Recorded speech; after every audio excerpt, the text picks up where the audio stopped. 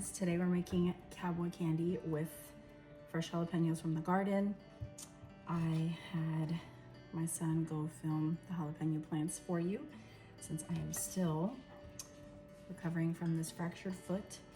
It's been sad to not be out there as often as I would like, but I do take occasional trips on my crutches and enjoy harvesting a little and just seeing how everything's doing. I think I've got another 3 weeks or so in this boot, and so it won't be much longer before I can go out there and enjoy the rest of the season in my garden. So the first thing I did was take off the tops of all the jalapenos, and I'm just gonna weigh what I've got before I start chopping them up, because I want to see if I have 16 ounces, 1 pound. If I don't, then I'll make the modifications for the recipe that I will post in the description below.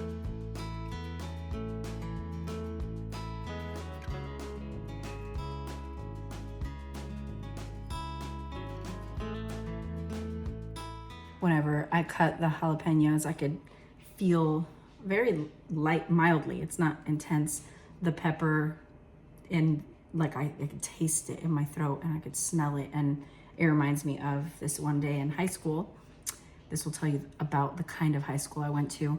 Somebody sprayed pepper spray in the halls, and we had an enclosed school. The halls were in a building. It wasn't an outside kind of school, and I wasn't in the area where the pepper spray was sprayed, but it did reach me a little, and I just remember hearing all these people coughing and choking, and then I was like, and I started to cough a little and just kept on walking to class away from where it happened. Nobody knew still what had happened at that point, but then later when we got to class, we found out, and I was like, oh, so that's what pepper spray feels like, probably times a million from what I experienced, and those poor people that were right where it happened.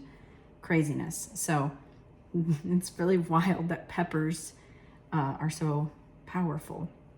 But these are spicy, and this is why I like cowboy candy, because it really tames them with the sweetness. But it can be a little spicy for me too. I usually just put 1 jalapeno on my cracker, and then I have to eat a few without one, and then I can eat one again. So I'm not very brave when it comes to spiciness, but my family loves this, and I hope you try it and tell me what you think.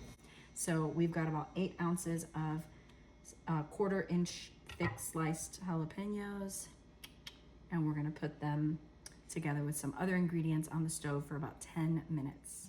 Okay, we're starting with 1/2 cup of sugar. I'm using organic raw cane sugar. 1/2 cup, and then we're doing 1/4 cup of apple cider vinegar,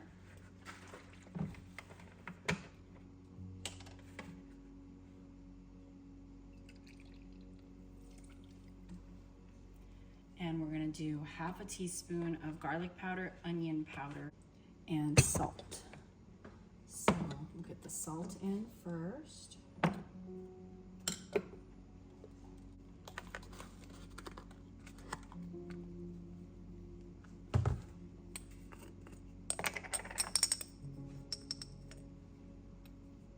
And we'll bring this to a low boil.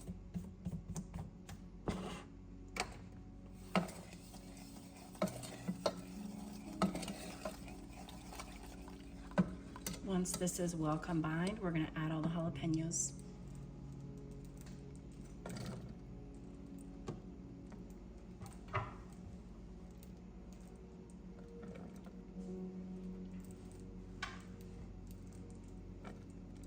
Just coat them all with the brine. And once it starts to boil, you can lower it to a simmer and let it simmer for about 10 minutes. I like to save these cute jars from preserves. So this is the jar I'm gonna use for the jalapeno candy, for the cowboy candy. I like these fig and black sesame crackers from Aldi. They have way better quality, higher end versions at Kroger that taste better, but these are a fraction of the cost. I think those are like $11 and these are like $4. So I like these with a little cream cheese and a little jalapeno slice on top. All right, now that it's boiling, we're gonna lower it to a simmer and take note of the time so we can simmer this for 10 minutes.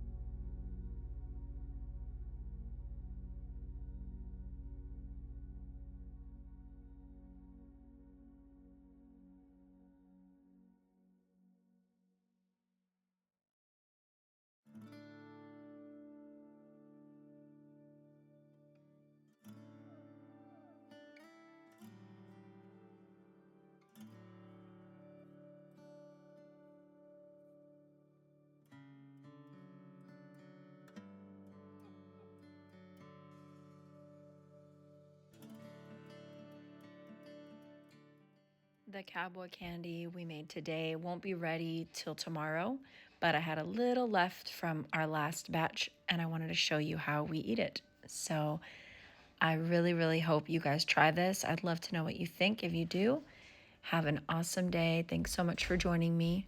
See you next time.